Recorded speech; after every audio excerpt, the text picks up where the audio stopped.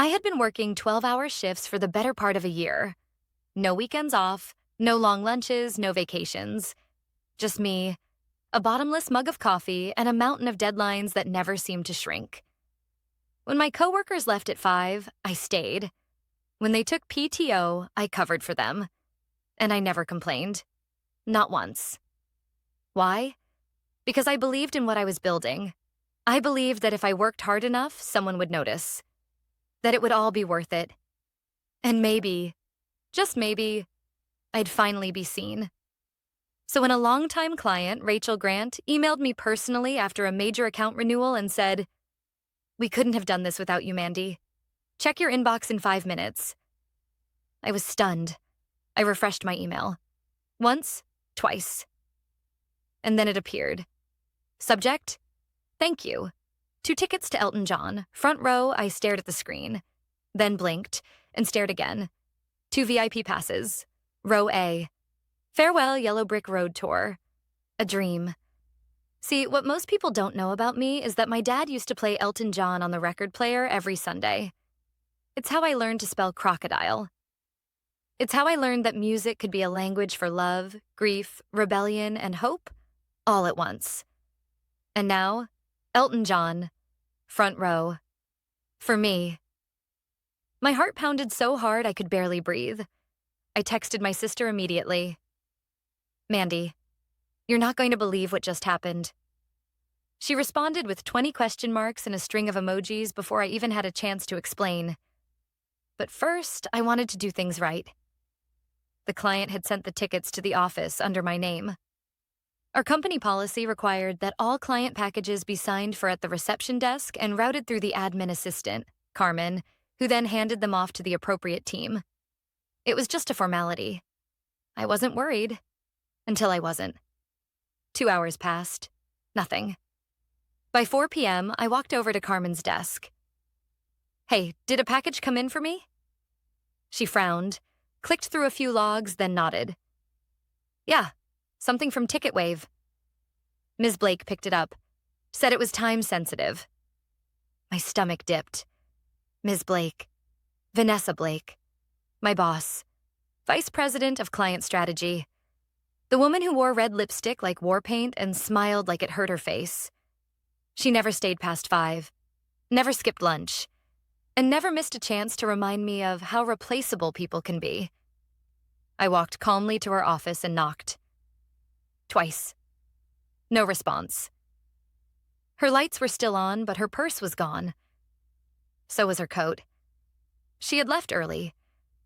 I stood there for a moment, hand on the doorknob, debating whether I was being paranoid. Maybe she took them to give them to me in person tomorrow. Maybe she just...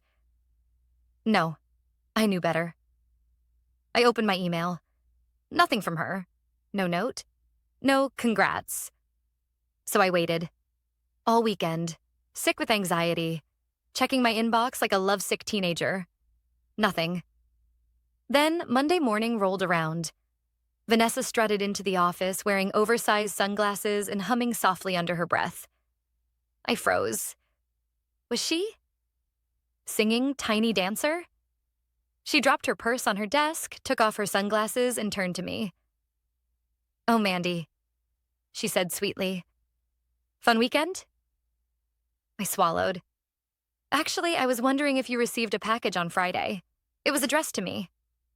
She smiled, too wide, too rehearsed. "Oh, those tickets? Yeah, I took care of them. Don't worry about it." I blinked. "You took care of them?" She waved her manicured hand.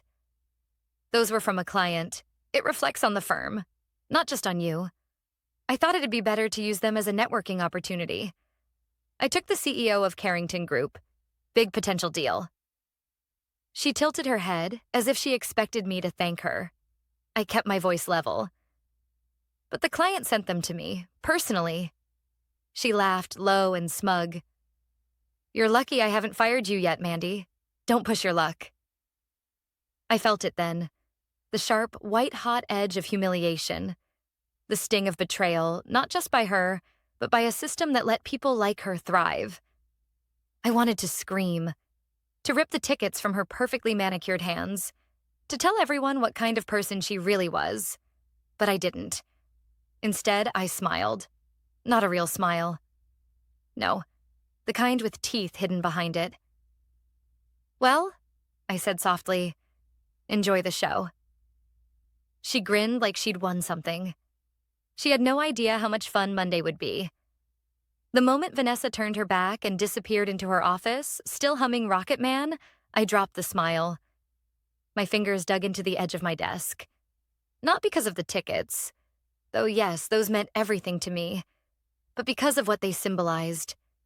An entire year of sacrifice, erased in an instant by someone who saw me as invisible, replaceable, number not invisible, useful until I stopped being quiet.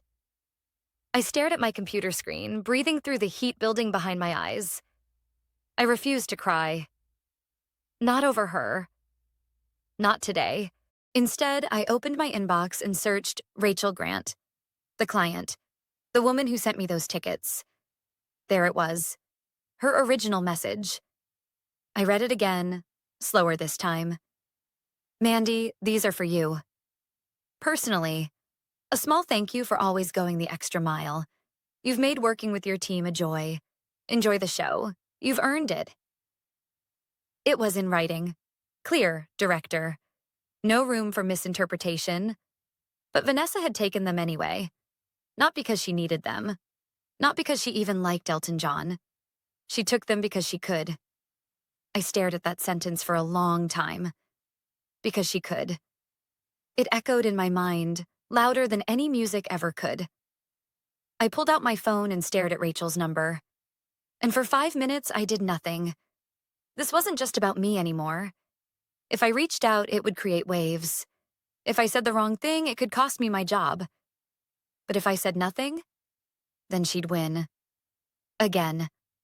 And people like Vanessa always win when we stay quiet. I tapped the message field and started typing. "Hi, Rachel. Thank you again for the Elton John tickets. Unfortunately, I never received them. I believe they were intercepted internally. Just wanted to let you know in case there was a delivery error. Hope you had a great weekend." I stared at the screen. Was it too much? Too little? Before I could overthink it any further, I hit send. 10 minutes later, my phone buzzed. Rachel Grant. "Excuse me? What do you mean you never got them?" My heart rate spiked. Me. I was told they were used as a strategic networking opportunity. They were apparently given to someone else at my firm. But your note made it clear they were a personal thank you. Rachel. They were. 100%. Sent to you. Unbelievable. Let me make a few calls. I froze. What did that mean? Make a few calls? Before I could spiral, I reminded myself, Rachel wasn't just a client, she was the client. A big-name executive who made deals with 7-figure budgets. If she was angry, people would notice. And that was the point. Let them notice. By noon, the whispers had already started. I heard Carmen mutter something in the kitchen about VIP tickets and Vanessa showing up in rhinestones. Someone else asked aloud why Vanessa, who doesn't even like music, had been at the Elton John concert. I didn't say a word. Instead, I started gathering intel. Over the next few hours, I pieced together more than I expected. Vanessa hadn't taken a client. She'd taken her girlfriend, Natalie, a social media influencer who had posted a not-so-subtle story from the concert that said, "Best surprise ever, front row." Elton John Queen vibes. Front row. There it was. Proof. I saved the story, screenshotted the caption, zoomed in to catch Vanessa's profile in the edge of the frame. It was her. No mistake. And then I waited. At 4:05 p.m., my desk phone rang. "Hey, Mandy," said a voice that immediately made my palms sweat. It was Carla from Executive Operations. "The partners are calling a short meeting tomorrow morning. Conference room B, 10 sharp. Mandatory." I blinked. "Did they say why?" She paused. "Nope. Just said to be there." My stomach twisted. That was not normal. Meetings like that were rare. and never good. I hung up and sat still for a long time. Maybe this was a mistake. Maybe I'd pushed too far. Maybe she'd win again. But just as the doubt started to creep in, my phone buzzed with a final message from Rachel. I just spoke with your leadership. Thank you for letting me know. Don't worry, Mandy. I made things very clear. That night, I barely slept. The concert had come and gone.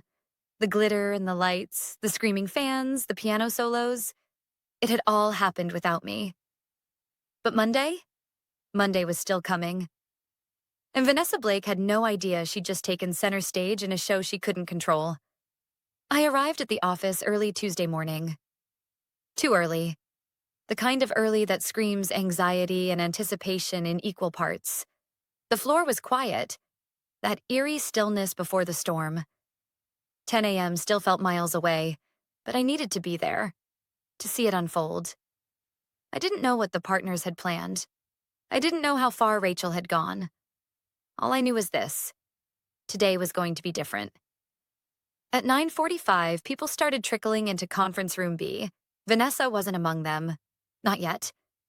Her office door remained closed, blinds drawn, as if nothing was out of the ordinary. But I could feel it in the air. Something was brewing. By 9:58, every seat was filled except for one. At 10:02, the door opened. Vanessa walked in like she was entering a cocktail party, not a mandatory executive meeting. Red lipstick, power heels, a blazer too crisp for coincidence. She scanned the room like she owned it, then smiled at me, tight and smug, and took the seat across the table. All right, she said, crossing one leg over the other. Shall we begin? Before anyone could respond, the door opened again. In walked Jonathan Pierce, managing partner. Silver hair, perfect posture, and a reputation for professionalism so sharp it could draw blood. He wasn't alone. Following him was Rachel Grant. The entire room stiffened. Vanessa blinked. Her smile faltered for a fraction of a second. Rachel, she said, forcing a laugh. Wow, this is a surprise. Rachel didn't smile back. Is it? Jonathan took his seat at the head of the table. Let's get started. This won't take long. The room fell silent. I received a call yesterday from Ms. Grant, he said evenly, concerning a very serious matter. Vanessa shifted slightly in her chair. If this is about the concert tickets... Jonathan raised a hand. Let me finish. He turned to me. Mandy, could you confirm something for the record? I nodded, my voice steady. Rachel sent me 2 front-row tickets to Elton John's concert as a personal thank you for working on the Simmons account. She addressed the email to me, included a personal note, and shipped them directly to the office under my name. Jonathan looked to Rachel. She nodded. That's correct. Vanessa cleared her throat. If I may, I simply believed the tickets would be better used as a corporate asset. I invited a potential investor. Rachel cut in, sharp as a blade. No, Vanessa, you took your girlfriend. Natalie, right? The room froze. Rachel pulled out her phone, tapped a few times, and turned the screen toward the partners. Posted this to 43,000 followers. Tagged herself at the concert, front row. Vanessa's face paled. Jonathan leaned forward, folding his hands. Ms. Blake, we have reason to believe you knowingly intercepted a client's personal gift, used it for personal reasons, and misrepresented that action as a strategic company decision. Vanessa's voice cracked, barely holding composure. I thought it was within my rights. We don't have a strict policy on... We do now, Jonathan said. And more importantly, we expect integrity. Rachel's tone softened, but the steel remained. Mandy worked herself to the bone on that project. I sent those tickets because I wanted her to feel seen. She deserved it. The room was silent. Jonathan turned to me again.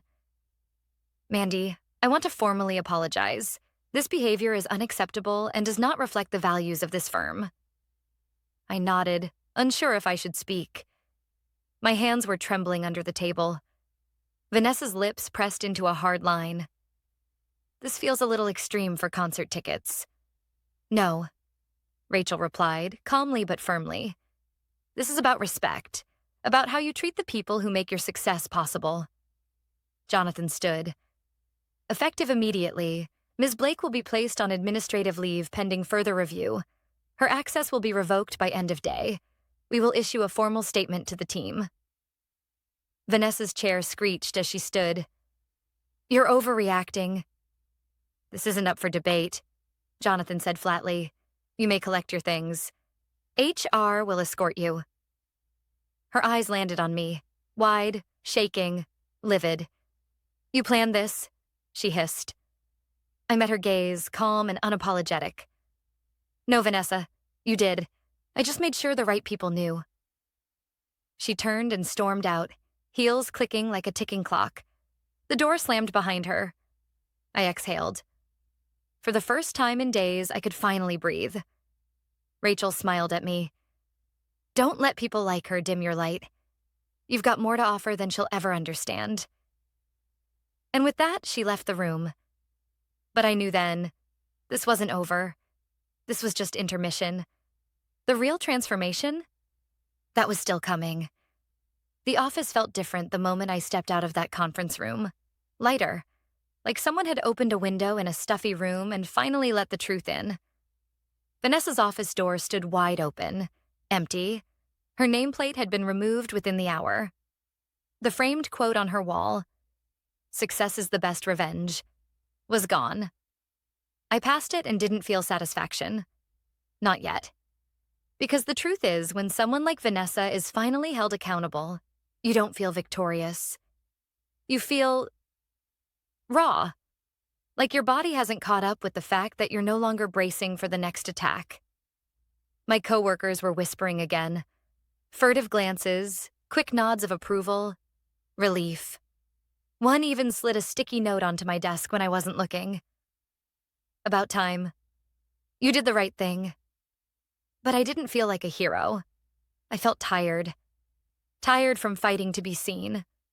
Tired of pretending that the late nights and endless effort didn't cost me something. The rest of that day passed in a blur. HR sent a formal memo to the team. There would be a leadership restructuring. Vanessa would not be returning, but no mention of me. No public apology, no announcement, no recognition. Rachel had defended me. Jonathan had backed me. But the company? They were already trying to move on. That night, I sat on my apartment floor, still in work clothes, laptop open but untouched.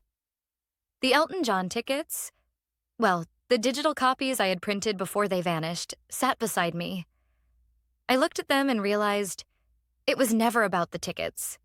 It was about how easily someone could rewrite the rules when it suited them, how quickly people can claim what they didn't earn, and how rarely anyone stops them. I didn't want to go back to that place. Not as the same Mandy. Not as the woman who quietly stayed late and gave everything without asking for anything back. Something inside me had shifted. The next morning, my inbox was already full when I logged in. Calendar invites, project timelines, status updates, business as usual. Except something was waiting for me at the top of the inbox. Subject: coffee? From Rachel Grant Mandy, I'm in town another day. Would love to buy you a cup of something strong and talk about what's next. If you're free this afternoon, I'll be at Porterhouse Cafe around 2. You deserve more than what they've been giving you. Let's chat. My heart skipped. Rachel wasn't the kind of person who wasted time. She didn't do casual. This wasn't a sympathy coffee. This was something more. I checked my schedule. A client check-in at 1, internal stand-up at 2:30. I could swing it. Barely. By 1:55, I was walking into Porterhouse Cafe, palms sweating, nerves rattling like dice in a cup. Rachel was already there, seated at a corner table, sipping a dark roast like she owned the place. She waved me over with a smile. "Mandy," she said warmly. "Thanks for coming." "Thanks for inviting me," I replied, sliding into the seat across from her. She leaned in. "Let me get straight to it. I like you. You're smart, you're disciplined, and you handled the whole Vanessa situation with more grace than I would have mustered. I managed a polite smile. It didn't feel very graceful. She shrugged. Grace doesn't mean passive. It means strategic. And you were. I didn't know what to say, so I sipped my coffee. Rachel set her cup down. I've been thinking. My firm's expanding. New division, client success and engagement strategy. I need someone to lead it. My eyes widened. Lead it? She nodded. I don't want someone who's been coasting in leadership. I want someone who knows how to hustle, how to solve problems without a blueprint. Someone who's lived the grind. That's you. The air around me seemed to shift. I don't have an MBA, I said, almost without thinking. Rachel laughed. Neither do I, but I know talent when I see it, and I don't let it get buried under people like Vanessa. She slid a folder across the table. Inside was a draft offer. Full-time, leadership role, salary nearly double what I was making now. I stared at it, hands trembling slightly. I don't expect an answer now, she said, but I hope you'll consider it. You've done more than survive. You've earned the right to thrive. I nodded slowly. Thank you. As we stood and shook hands, Rachel smiled one last time. Oh, and next time I get concert tickets, she said with a wink, they'll be sent directly to you. I laughed. For the first time in weeks, it felt real. As I walked out into the sunlight, one thought echoed in my mind. Maybe the best revenge isn't watching someone fall. Maybe it's finally rising where they tried to keep you down. I didn't sleep much that night. The folder Rachel handed me sat unopened on my kitchen table as if it were radioactive. I'd glanced at it maybe a dozen times. I even picked it up once. But I hadn't opened it. Not because I didn't want it. God, I wanted it. But because opening it meant admitting that everything I'd believed about loyalty, hard work, and being rewarded in due time had been a lie. I had spent years giving everything to a company that would have happily let Vanessa Blake take credit for my work. And they had, for a long time. It took a public humiliation and a near PR disaster for them to even acknowledge my value. And now here I was, holding an offer from someone who saw that value immediately. At 2 a.m., I gave up on pretending to sleep and padded barefoot into the kitchen. I poured myself a glass of water, walked to the table, and sat down. Then I opened the folder. My eyes widened. Rachel hadn't been exaggerating. The offer was substantial. A leadership title, a generous signing bonus, full creative control of a new division, and support staff to build my own team. But what stood out the most was the final line. We believe in rewarding impact, not titles. You've already proven you belong at the top. Now let's build something together. I sat there for a long time rereading that line. No fluff, no corporate buzzwords, just the truth. By morning, I had made my decision. When I walked into the office, the energy had shifted again. Vanessa was gone, but in her place was a heavy silence, like everyone was waiting to see what would happen next. Who would take over her role? Would things really change? I walked to my desk, nodded at a few coworkers, and sat down. 10 minutes later, my phone buzzed. Denise, HR. Do you have a few minutes to swing by my office? I knew what this was. I grabbed my bag and the folder, tucking it inside, then made my way to HR. Denise greeted me with a smile that was both polite and cautious. Mandy, good to see you. Please sit. I did. She folded her hands on the table. First, I want to acknowledge everything that's happened. I know things have been tense. But I also want to personally thank you for how you handled yourself. The leadership team recognizes it. I nodded but didn't say anything yet. She continued, Jonathan asked me to discuss your future with us. There's interest in you taking over a revised client success manager role, possibly with a senior title. We'd like to make that official next week. A promotion with compensation to match. She smiled. It's well-deserved. I inhaled slowly. Then I reached into my bag and slid Rachel's folder across the desk. Denise blinked, her smile faltering. "What's this?" "My resignation." Silence. She opened the folder and read for a moment, eyes scanning the document. I watched the realization dawn on her face like a slow sunrise. "You're leaving?" I nodded. "Rachel Grant offered me a position. I'm accepting." She leaned back, clearly stunned. "That's unexpected." "No," I said gently. "What's unexpected is that it took someone outside this company to see what I was worth. I've worked here for 6 years, and I've only ever been promoted when someone got fired or embarrassed." Denise exhaled. "I understand. I do. I just wish we had moved faster." I smiled, but it was sad. "So do I." She reached out almost instinctively, like she wanted to stop the bleeding. "Are you sure this isn't just a reaction to the Vanessa situation?" "It's not," I said. "It's the result of everything before that. Vanessa was just the final straw." She nodded slowly, setting the folder aside. "When will your last day be?" "Friday." A long pause. "Well, congratulations, Mandy. I hope they treat you better than we did." I stood, shook her hand, and left without looking back. By noon, the news had spread. Coworkers stopped by my desk. Some shocked, others congratulatory. A few looked at me like I was abandoning ship, but most, they looked at me like I'd done something they hadn't yet found the courage to do. I spent the rest of the day writing my farewell email. Not bitter, not vengeful, just honest. Thank you for the lessons.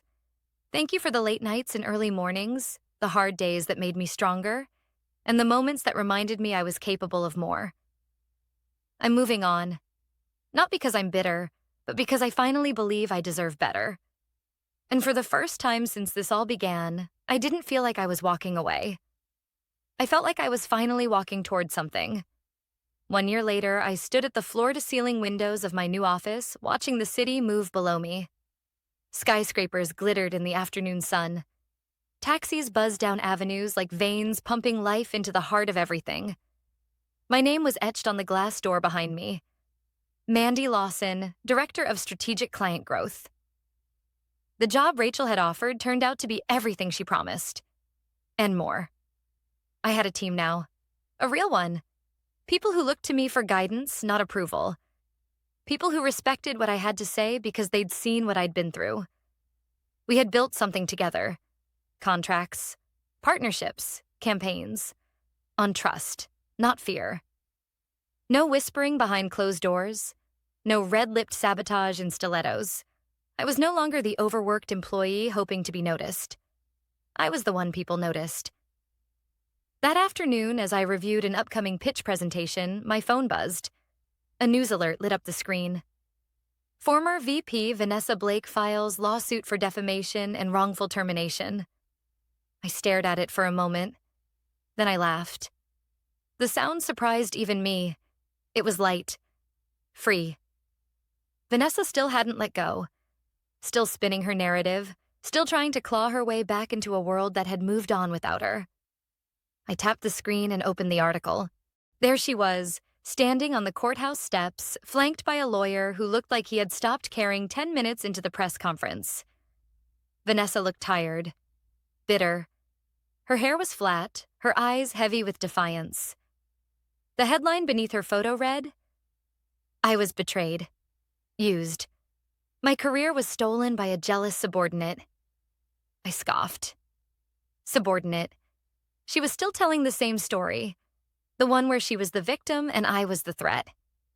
What she never understood was that I wasn't a threat because I wanted her job. I was a threat because I stopped letting her walk all over me. I put the phone down and returned to my notes, but not even 10 minutes later, another ping lit up my screen. An email this time. From Rachel Grant. Subject, thought you'd enjoy this. Just saw the news. Looks like some people still don't understand that integrity beats ego. Every time. Hope you're thriving, rockstar. I smiled. I was thriving. And not because Vanessa fell, but because I finally stopped believing I had to stay where I wasn't valued. The next day, I got a call from Jonathan Pierce. Yes, That Jonathan, the managing partner from my old firm. His voice was as smooth and composed as ever. "Mandy," he said, "I won't waste your time." I saw the article, and while I can't say I'm shocked, I wanted to reach out. "Why?" I asked, genuinely curious. "Because losing you was the biggest mistake we ever made," he said. "And we'd like to correct that. Would you consider coming back? Senior partner track. Whatever terms you need." I paused. Let that sink in. The same company that once ignored me, sidelined me, let someone else steal my reward, now wanted me to come back.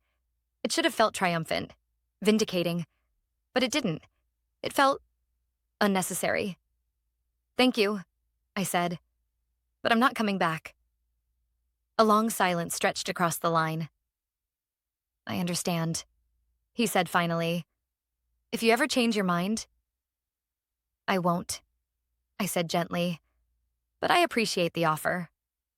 I hung up and exhaled, smiling to myself. I hadn't just survived Vanessa. I had outgrown the entire chapter of my life she represented. As the sun dipped lower over the skyline, I pulled out the photo I kept in my drawer. My dad and me sitting on our old living room floor, surrounded by records. He's smiling. I'm pointing at a vinyl sleeve with wide eyes. "Goodbye, Yellow Brick Road."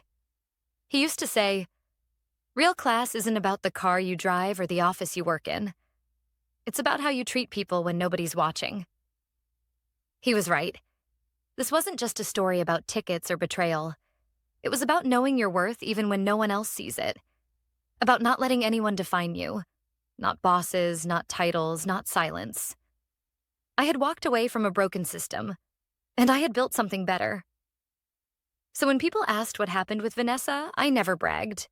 I never gossiped. I just smiled and said, "She stole my seat at a concert."